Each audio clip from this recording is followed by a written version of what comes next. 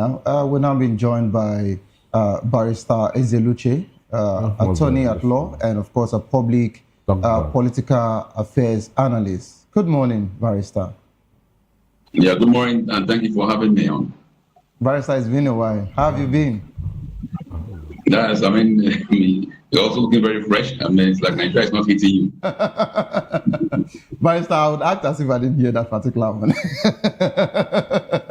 All right, so Barrister, we're talking about the alleged coup plot that is linked to a Nollywood actor, of course, military officers, and they've been arrested. I don't know if you actually saw, that particular news as regards to the filmmaker Stanley Amadi. Are you aware of that particular news, Barrister?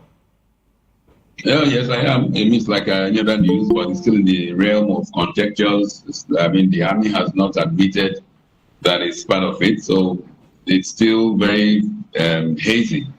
I think in due course, when the army when they want to begin the prosecution, then Nigerians will get to know who and who is involved. But all that is out there in the public domain is that he had his last post sometime in September last year, and ever since it's not been seen. So it's still in the realm of rumors until when the real facts get churned out. Barrister, just like you said that maybe we should still keep it as rumor, but I know there is this particular trajectory when it comes to our force or the military.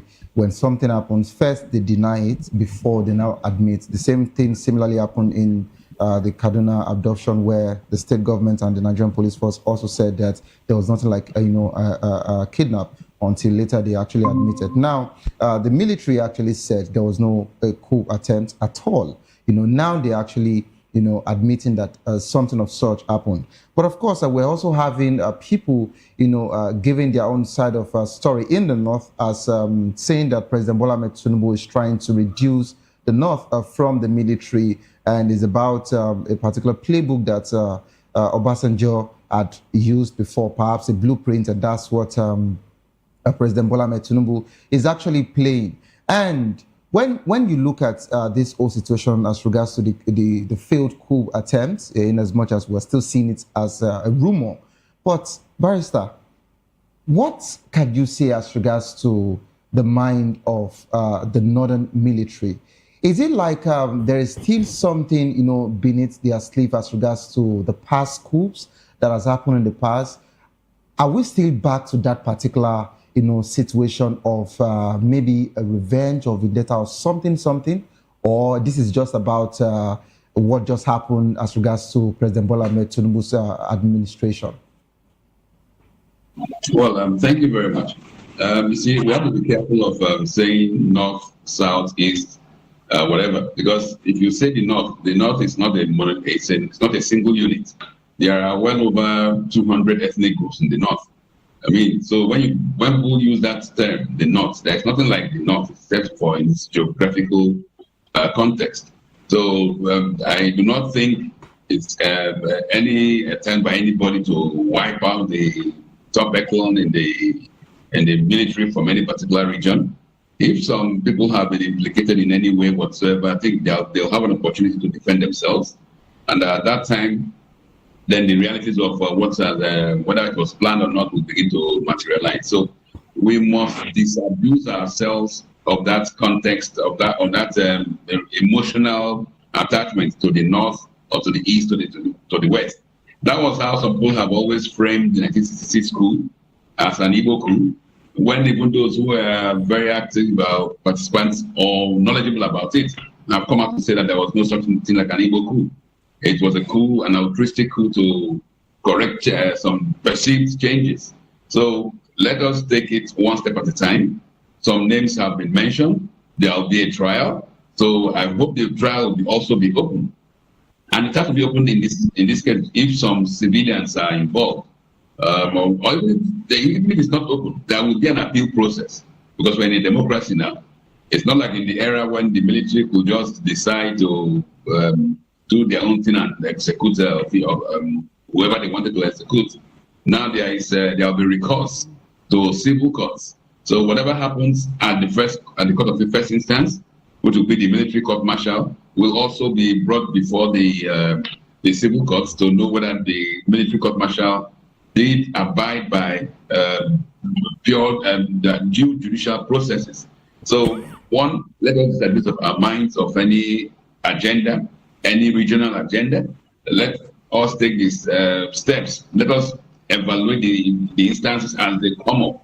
As more facts get reeled out, let us now begin to realize whether indeed there was a coup. And let us be very clear. We do not want a coup in Nigeria at this stage. I mean, if we have a democratic, if we have an issue with the person who is ruling for now, we Nigerians, the population, should galvanize. And I've always been an advocate that this particular regime must be thrown out because of the harm they have inflicted on Nigerians at the earliest opportune moment, which in this instance may be either through impeachment or via the ballot box. Nigerians cannot tolerate a coup. Reason being that coups in the past have not yielded anything. Coups like the ones organized by Muhammadu Buhari, what did it lead us to? They will come on and make all these kind of stupid comments that our hospitals have become much mere consultant clinics, and then they'll get worse.